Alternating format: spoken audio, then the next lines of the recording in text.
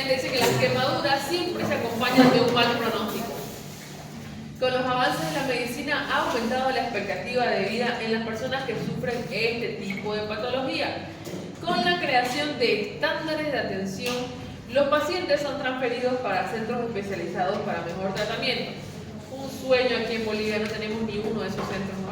Pero en otros países hay lugares especializados donde ustedes vayan a trabajar a Estados Unidos, América, ya no, Canadá, Europa, van a tener estos lugares. Se lo vuelvo. No lo digo yo, lo dice el Schwartz, está en la página 197.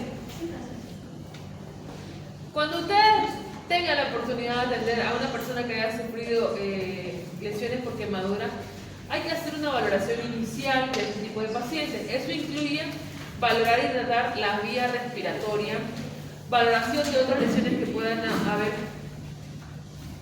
¿ya? Estimación del área quemada, hacer un cálculo de qué tan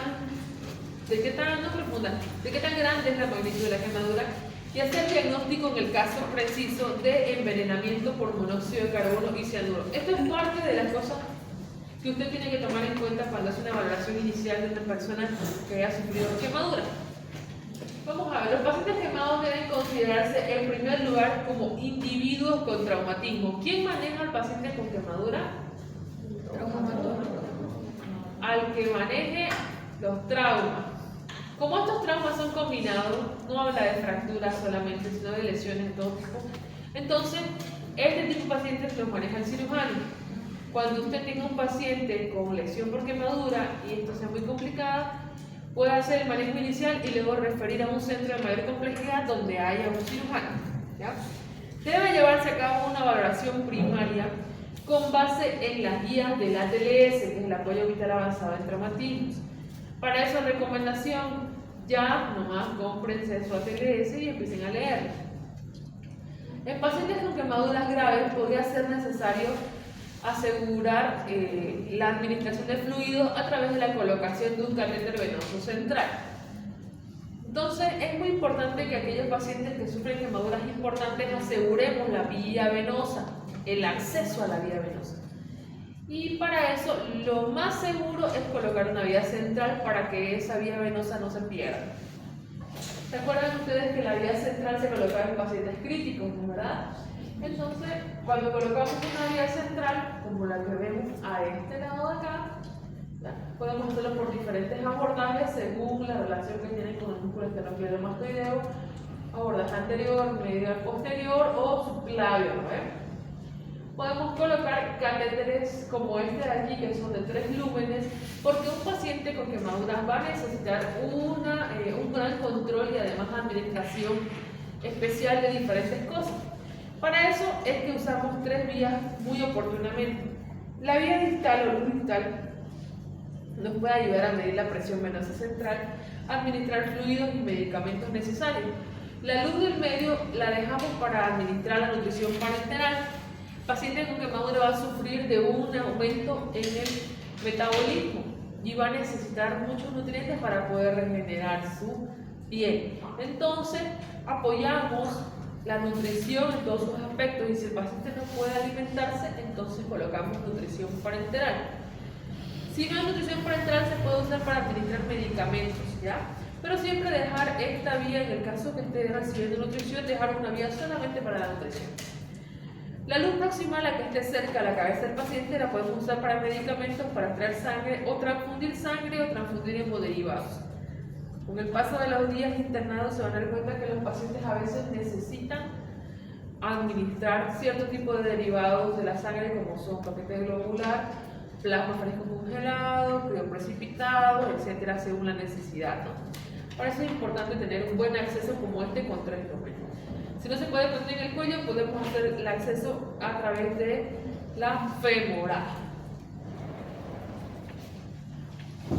Ahora, si usted tiene un niño, y bueno, es mucho más difícil poner una vía central en un niño, los pacientes en edad pediátrica pueden requerir acceso intraóseo en situaciones de urgencia absoluta, o sea, colocar el catéter a través de un segmento óseo.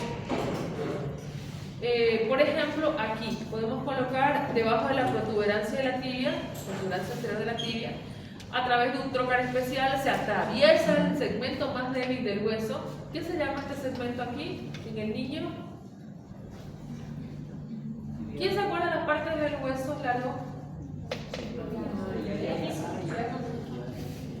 ¿Epífisis dónde está? ¿En medio o a los lados? Epífisis está a los lados, una arriba y otra abajo. La diáfisis está en medio, ¿no ves? Y la zona que une la diáfisis con la epífisis, ¿qué se va a llamar? Metáfisis, porque son los lugares de crecimiento. Generalmente tenemos cartílago en los niños hasta que estos crecen, ¿no? Y ya se van osificando estos puntos. Entonces este lugar que es cartílago, entre cartílago y hueso, es muy fácil de acceder para poder colocar un catéter y administrar a este nivel fluidos. Otro lugar que podemos usar son la parte superior de los maleolos internos, también se pueden colocar catéteres ahí, ¿no? Aquí vemos, esta es la tibia, miren, un trocar especial se introduce y luego esto sirve como un catéter para administrar fluidos. Los individuos con lesiones agudas de quemaduras nunca deben recibir antibióticos de manera profiláctica, por favor, eso que les quede claro. También se puede hacer la misma colocación de estos catéteres a nivel del húmero, debajo de la protuberancia, ahí también se puede colocar catéter. Bueno, ¿cuáles son las evaluaciones que debemos hacer clínicamente en una quemadura? La causa, la profundidad, la extensión y la localización de la quemadura es importante.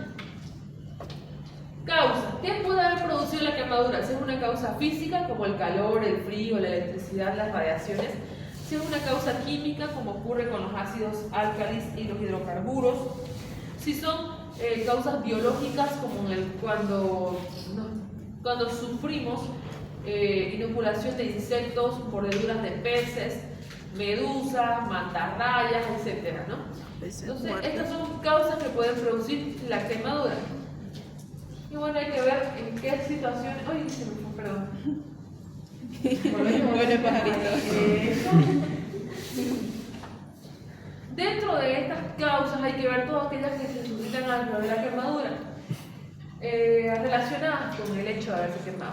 ¿Qué estaba haciendo? ¿Dónde estaba? ¿Incidental? ¿Accidental? ¿A propósito? ¿Agresión física? Todo eso hay que preguntar, ¿ya? Porque, a ver, díganme, ¿será muy común que de repente un niño de unos 5 años venga con una quemadura por agua caliente en la espalda? No. ¿Será que le estaba jugando y se tumbó la olla en la espalda? No. ¿Qué habrá podido ocurrir? Entonces no es habitual, por eso hay que investigar todo eso. Por ahí viene el hermanito y le echó agua caliente por la espalda. Entonces ocurre, o que venga el niño con el ojo morado, un ejemplo que no tiene que ver con quemadura. Que venga el niño con un ojo morado así y que la mamá nos diga que se tropezó y se golpeó con la perilla de la puerta.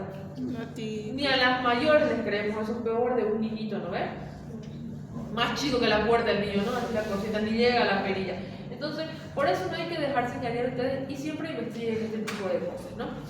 La profundidad, la extensión y la localización también vamos a investigarlas cuando atendemos a un paciente con quemadura. Dentro de las categorías dijimos que teníamos por diferentes métodos que se pueden producir. Por ejemplo, puede ocurrirse por lesiones por llama de fuego o fogonazo, ¿ya? Cuando suceden incendios en las casas, debido a elevadas temperaturas.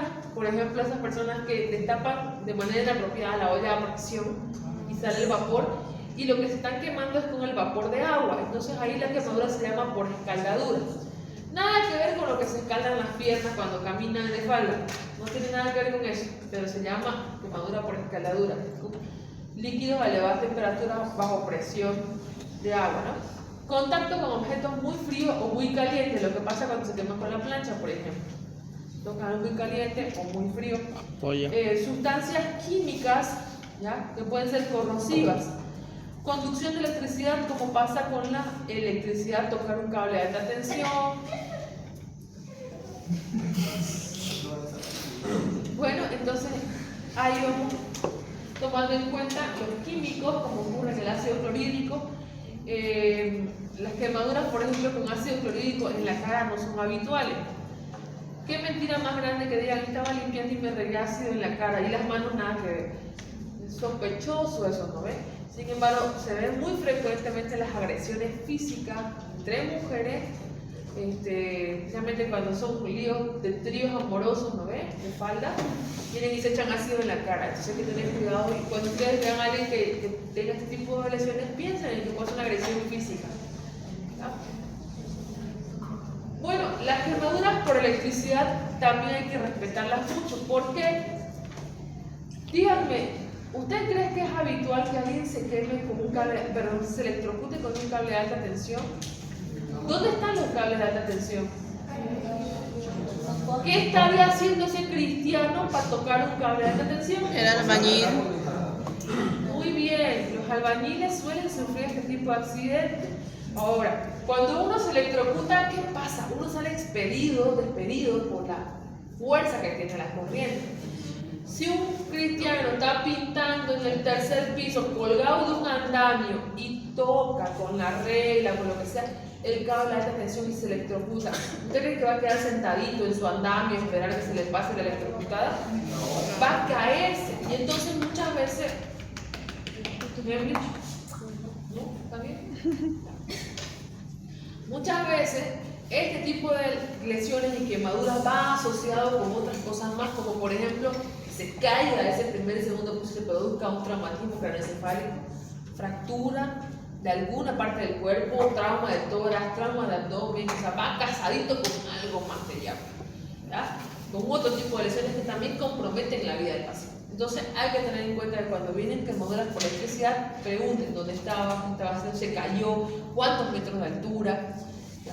Se cayó estando de pie o se cayó de un piso, hay que ponerle collarín cervical, hay que ponerle tabla, busquen otro tipo de fracturas, lesiones en la pelvis, hay que buscar más. Doctora, la quemadura, una pregunta, ¿la quemadura por electricidad es más peligrosa por lo que va por dentro de los órganos y te quema a Sí. nivel interno? Y ahorita vamos a explicar eso. Bueno, la profundidad de las quemaduras también es importante, porque no es lo mismo que se queme superficialmente o que queme a profundo, tejidos, partes blandas. Entonces, desde el punto de vista clínico tenemos nosotros diferentes grados en la profundidad de las quemaduras. De primer grado estamos hablando de quemaduras superficiales que solamente han comprometido la epidermis, ¿ya? Y que no han formado ningún tipo de lesiones, como ocurre en las quemaduras solares, ¿ya? Ese tipo de lesión, ¿usted cómo lo va a ver? Eritematosa la piel, solamente roja, desde luego el paciente refiere que le arde, le duele, o siente que le quema y no ven más lesiones más que el eritema, el calor local en esa zona. La quemadura de segundo grado tiene afección térmica, son muy dolorosas porque aquí se va a comprometer ya sea la profundidad de la epidermis y también la dermis. De ahí que tenemos dos tipos de segundo grado. Tenemos el segundo grado superficial, donde ha comprometido la base de la epidermis y un poquitito de la dermis. Y tenemos la quemadura de segundo grado profunda, que ha comprometido todo el espesor de la dermis hasta el lugar donde nacen los folículos pilosos. En este tipo de quemaduras, ¿ya? Usted va a encontrar ampollas, las famosas ampollas. Las ampollitas miden 1 centímetro, 1.5 centímetros. Cuando son más grandes ya se llaman flictenas, ¿ya? Pero nosotros comúnmente las conocemos, les salieron ampollas en las manos de la quemadura. Realmente su nombre técnico dermatológicamente es flictena, ¿ya? Que es la aparición de esas ampollas. ¿Qué son las flictenas o las ampollas? Elevación de la parte más superficial de la epidermis como un techito y acumulación de exudado debajo de él, que es el líquido que aparece cuando usted revienta las ampollitas, ¿no? Es un exudado blanco. Entonces se van a desarrollar ampollas con exudado. En la quemadura de segundo grado profunda, donde va a comprometer todo el espesor de la epidermis y parte de los folículos pilosos, incluso a veces esta parte de la grasa subcutánea. Estas colecciones, cuando ustedes las lleguen a abrir, pues van a encontrar que a veces va a salir junto con los folículos pilosos y a veces se puede poner un poco de tejido adiposo. Entonces se van a dar cuenta que es segundo grado profundo, ¿ya? La quemadura de tercer grado, sin embargo, compromete debajo de la dermis todo el tejido celular subcutáneo. Entonces, en este caso, miren ustedes el tejido celular subcutáneo, músculo, puede comprometer todo el espesor de la piel. Esa es una de tercer grado. Y algunos autores asignan otro grado más, que es el de cuarto grado, donde se queman además tendones, músculos profundos y huesos. Cuando hay compromiso de estas estructuras, algunos denominan cuarto grado. La reanimación aquí debe ser apropiada, cuidar las heridas y evitar que se hagan más profundas. En esta zona, en este tipo de quemadura de tercer grado, tiene un compromiso en toda la pared de la piel, todo el espesor de la piel, y vean, estamos teniendo necrosis total, ¿ya?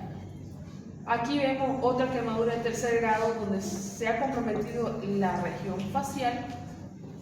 Se pueden ver los vasos, miren, las pequeñas venitas que están todas trombosadas porque ha llegado todo el espesor de la pared del compromiso.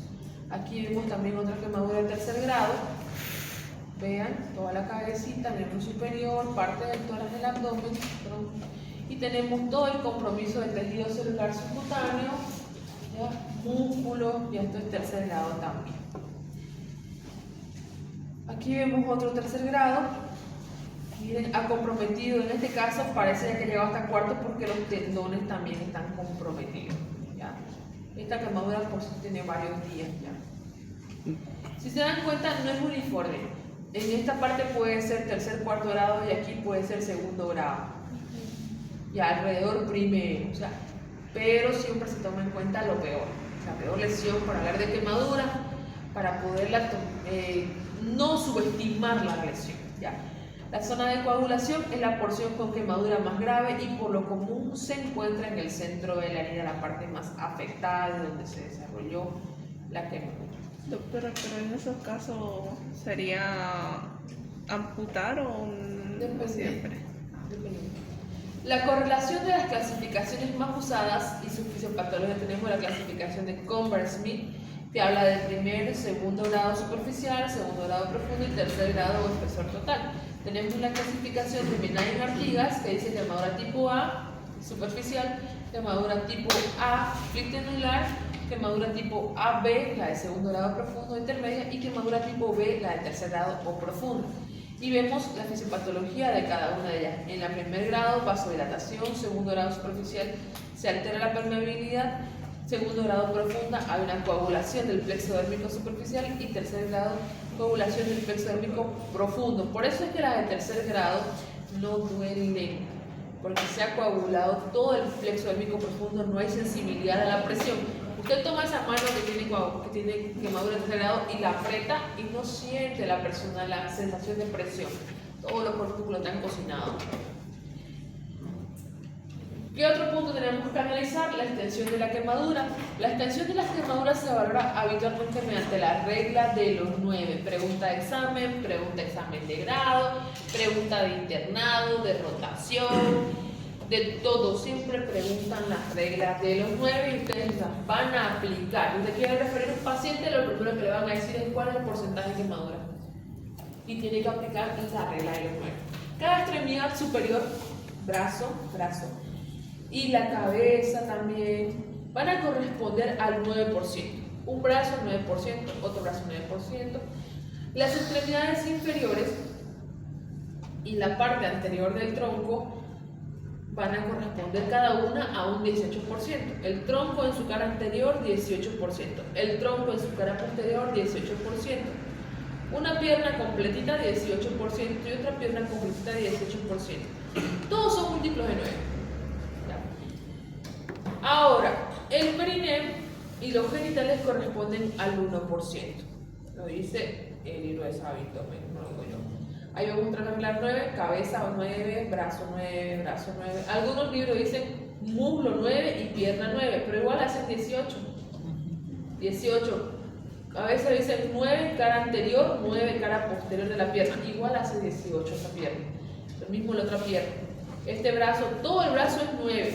Si solamente es una cara del brazo es 4.5. Si es solamente la mitad del antebrazo es solamente 4.5. Porque todo el brazo es 9. No es correcto que usted tenga la mano quemada y le ponga 9%.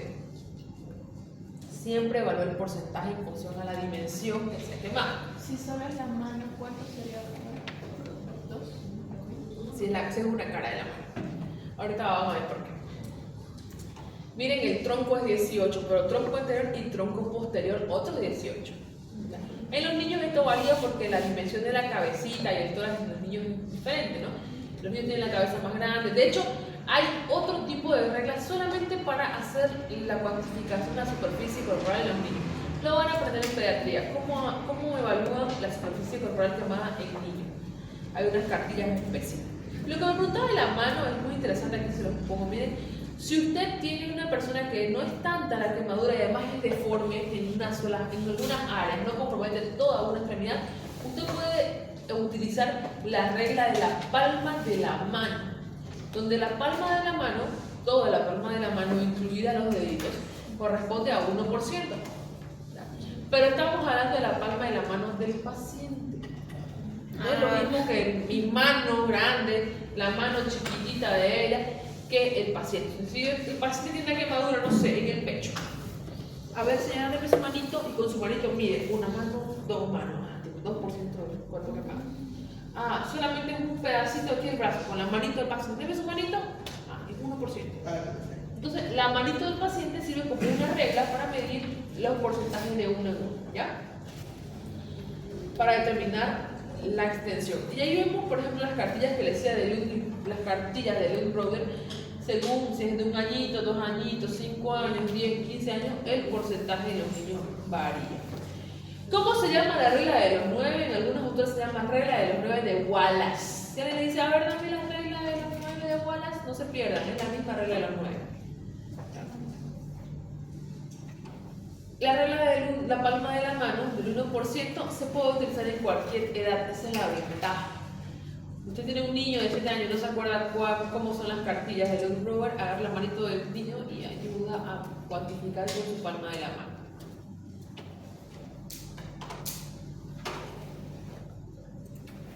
Bueno, ¿y cómo sé la severidad del proceso de la quemadura? Haciendo una combinación, un análisis entre el tipo de quemadura, el porcentaje, para poder saber cómo es el compromiso. Por ejemplo, se dice que una quemadura es leve cuando solamente ha sido una quemadura superficial hasta el 10%, o cuando ha sido una quemadura AB hasta el 5%, o una quemadura AB profunda hasta el 1%. No es lo mismo tener una quemadura 5% superficial que tener una 5% de tercer grado. Por eso es que tenemos esta combinación. Si tenemos una quemadura moderada o considerada grupo 2, estamos hablando de quemaduras de tipo A entre el 11 y el 30%, AB o intermedias entre el 6 y el 15%, y profundas que tengan entre el 2 y el 5% de la superficie corporal quemada.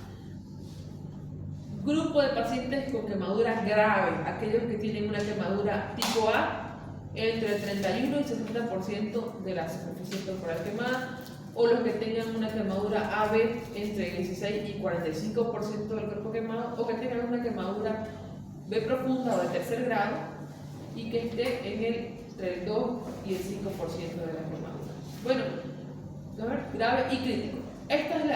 Quiero que le tomen atención a esta. Miren, el grupo de personas que tienen quemaduras críticas, estamos hablando de quemadura superficial mayor al 60%, quemadura AB mayor al 45% o quemadura de tercer grado, quemadura B profunda mayor al 20%.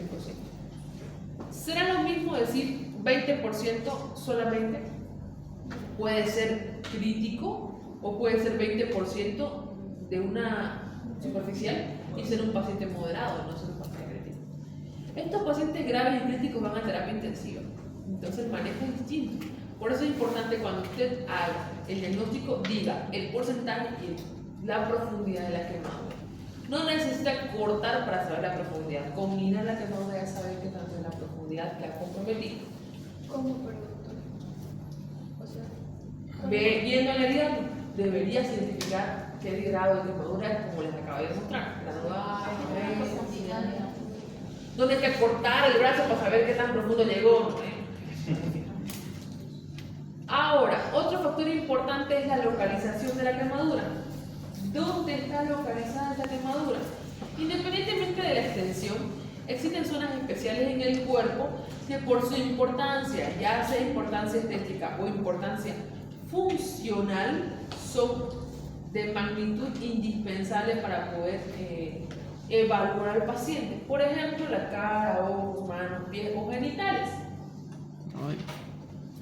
En la cara se considera siempre una quemadura grave y requiere siempre hospitalización. Se debe sospechar de quemadura de la vía aérea. Cuando se queme en la cara, sospeche que también se ha quemado la vía aérea. ¿Ya?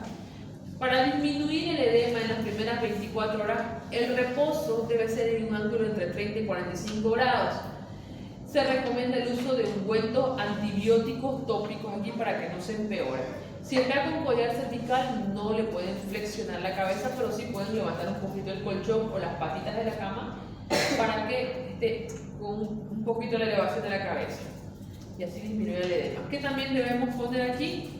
Oxígeno. Si tiene quemadura de la vía aérea, probablemente va a haber más adelante edema de la vía aérea y puede obstruirse. Y cuando tenemos hipoxia, el edema empeora. Entonces, cuando ponemos oxígeno, eso mejora. En los ojos hay que descartar lesiones corneales precozmente y debe lavarse con abundante solución fisiológica. Las manitos. Las manos, como vemos en el medio, se debe evaluar la vascularización para decidir si hay necesidad o no de hacer esclerotomía. Una esclerotomía es cuando yo corto la aponeurosis de los músculos para liberar ese músculo de la tensión. Ejemplo, si usted agarra, a ver, y se pone un pantalón que no le hace, un pantalón que le está apretando y se lo mete igual, se lo aprieta y se lo abotona hasta aquí arriba. Si usted va a comer con ese pantalón apretado, primero que nada no va a entrar la comida, y si entra poquito no va a entrar lo que quería que entre o lo que debería entrar, no va a ingresar porque la presión que está generando la ropa por fuera no va a dejar que lo de afuera del exterior entre. Hay un aumento de la presión en lo que está revistiendo al individuo. ¿Cuál será la solución? Sacarse el pantalón. Sacar el pantalón, abrirlo, cortarlo para que se libere la presión que hay y esa barriguita se llene, ¿no?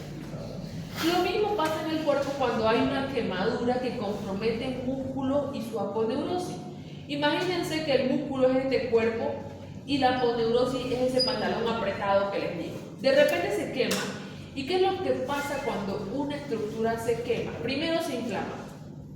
Cuando se inflama es que sale líquido del espacio intravascular al extravascular, se ocupa el intersticio y ese lugar o esa parte que esté inflamada aumenta de volumen. Entonces, imagínense que el cuerpo empieza a inflarse, el músculo, y no hay para dónde irle porque la estuchera, el estuche que lo recubre, este pantalón apretado, que vamos a llamar aponeurosis, no lo deja liberarse. Y como no lo deja liberarse, va a comprometer la presión en su interior. Quiere tomar sangre de esa arteria, quiere que le llegue vascularización, sangre arterial, sangre venosa, que salga de ahí, o que le llegue oxígeno, no va a llegar porque aquí está comprimiendo, ¿no? No puede vencer la presión de lo que está ingresando con la presión que hay acá. Usted quiere comer y no le entra nada, porque hay mucha presión y no deja que ingrese, así más o menos. Entonces, ¿qué pasa con ese músculo? Va a vencer esa presión que hay en el músculo, va a vencer la presión del final del capilar. ¿Cuánto es la presión al final del capilar, Benjamín? ¿Cuánto es la presión arterial al final del capilar? Es entre de 4 a 7. Va a vencer esa presión, este pantalón apretado, y no va a poder llegar la sangre a ese músculo, porque hay mucha presión ahí. Usted quiere tomar encima un vaso de agua y no va a poder porque está apretado, ¿no? ¿Por dónde ir? Esto mismo pasa con el músculo. Entonces, ¿qué va a sufrir ese músculo? Primero, que no le va a llegar buena sangre arterial, y segundo, va a sufrir hipoxia, y tercero, va a producir isquemia.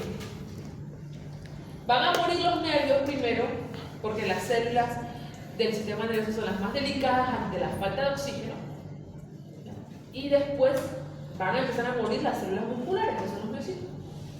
Para que eso no ocurra, nosotros hacemos algo que se llama fasciotomía.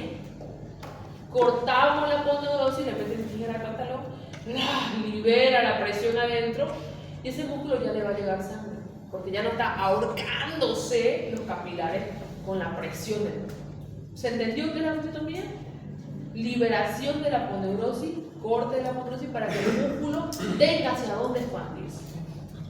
Entonces en las manitos hay que evaluar la vascularización para decir la necesidad de retirar el tejido necrótico o hacer fasciotomía para que liberen, porque tenemos fascículos musculares envueltos en sus aponeurosis en la mano para disminuir el edema. En los pies hay que observar la circulación.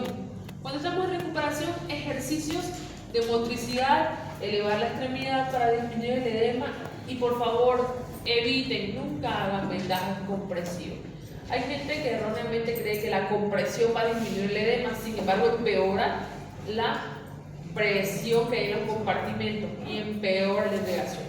Entonces, por favor, no lo vayan a hacer. En los pies, ¿qué es lo que va a producir este tipo de lesiones? Van a haber dificultad para la deambulación. ¿Quién va a caminar con una quemadura así? Si lo haces con dificultad, entonces, si imagínense si tuviera que cazar para conseguir su comida, pobre cristiano, no va a comer, puede caminar. Entonces, esto también puede repercutir en el desarrollo de habilidades. Más adelante, si un bebé que está aprendiendo a caminar, va a frenar su desempeño en la bipedestación. Y con el paso del tiempo, si tiene heridas entre medio de los dedos, pueden cicatrizar prendiéndose unas con otras y perder la motricidad de los dedos, tanto en manos como pies.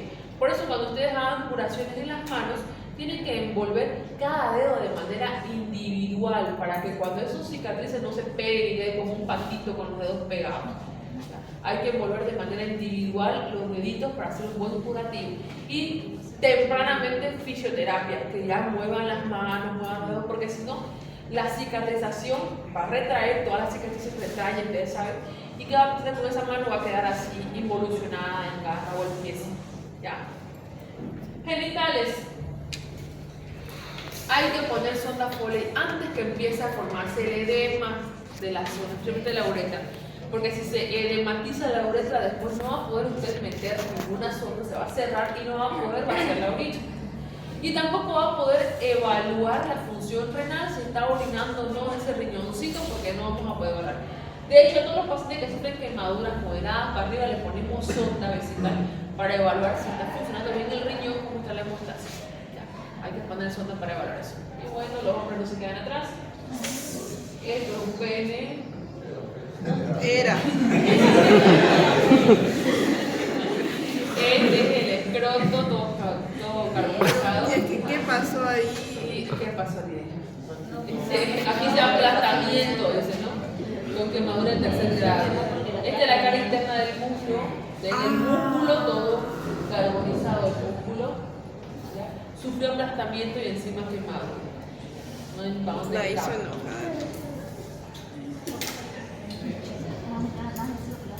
Bueno, alteraciones sistémicas, vamos, solo faltan 50 de músculo. Ay, qué bueno. Las quemaduras graves que abarquen más del 20% de los adultos y más del 40% de los pacientes pediátricos se siguen característicamente. ¿Qué va a pasar? Fisiopatológicamente ocurre un periodo de estrés, inflamación, hipermetabolismo, aumento de la temperatura corporal, se suscita la glucólisis, proteólisis, lipólisis y ciclos inútiles de sustrato. Todo esto pasa y ¿qué vamos a tener? Vasoconstricción selectiva intestinal. Piensen, ¿qué quiere decir vasoconstricción selectiva intestinal?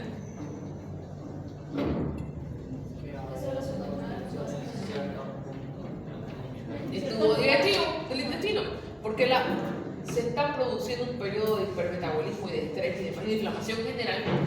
Se liberan tantos mediadores de inflamación como ocurre en el CIRS, que empieza la vasodilatación por todos lados, perdemos volemia y el cuerpo intenta compensar eso priorizando los órganos dianos, cabeza, corazón, riñón, y que sufre el delgado y el grueso y el estómago y todo lo demás.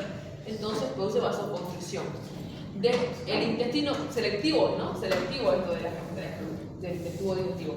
Por eso es que también por estrés, porque esto es un estrés que se produce en el cuerpo, no es el estrés de que ustedes se ponen ansiosos por los exámenes, es un estrés de respuesta metabólica, se producen las famosas úlceras en duodeno y en estómago por este mismo tipo de cosas, por esta vasoconstricción selectiva. Aumento de la permeabilidad ocular, hipovolemia, injuria renal aguda, disminución del gasto cardíaco, se redistribuye el flujo, que es lo que pasa. Aumenta el flujo pulmonar, el drenaje linfático a nivel pulmonar también aumenta. Inflamación y edema, las quemaduras importantes están asociadas con una liberación masiva de mediadores de inflamación. No solo en la lesión, sino también en todos los órganos del cuerpo y de los tejidos. Estos mediadores van a producir vasoconstricción y vasodilatación.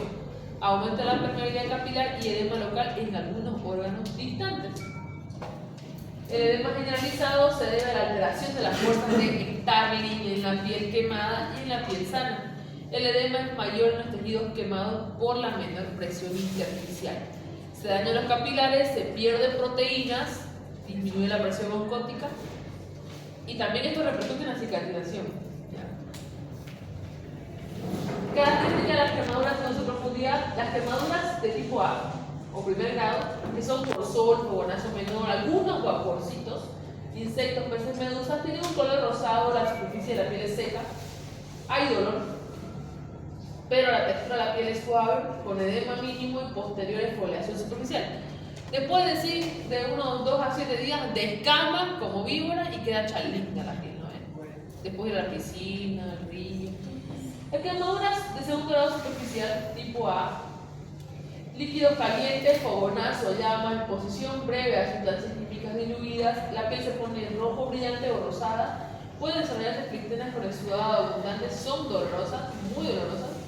La piel va a estar engrosada por el edema, pero todavía es flexible. ¿Cuánto tarda en cicatrizar? De 7 a 14 días. Quemadura de segundo grado, profunda B. Líquidos calientes, fogonazos o llama. Exposición prolongada a sustancias químicas diluidas. La piel va a estar rojo oscuro o incluso blanco con un moteadito ligero. Aquí la superficie ligeramente húmeda con disminución de la sensación de dolor al pinchazo, sensación de presión profunda intacta. Pinchan, no siente mucho, pero cuando la apretan, la manito, el brazo, tiene sensación profunda. La textura, el edema va a estar moderado, con menor elasticidad, ya va a morir ese celular. Cicatriza entre 21 y 28 días. La de tercer grado, por llama permanente, escaldadura por inmersión, imagínense meter la mano dentro del agua caliente, electricidad de alto voltaje, exposición a sustancias químicas concentradas o tocar objetos calientes durante tiempos prolongados. La piel va a estar blanco perlado o carbonizado, transparente o como parche. Se van a ver los vasos, las arterias todas trombosadas, contraluz. La piel va a estar seca, con epidermis no viable, adherente, vasos trombosados. Sensación de anestesia, no va a sentir. La sensación de presión profunda también va a estar disminuida o ausente. No elástica, tersa, dura, no va a cicatrizar. Hay que sacar ese tejido necrótico y va a requerir que le inserte un segmento de piel o tejido de lado para que. Bueno, arriba.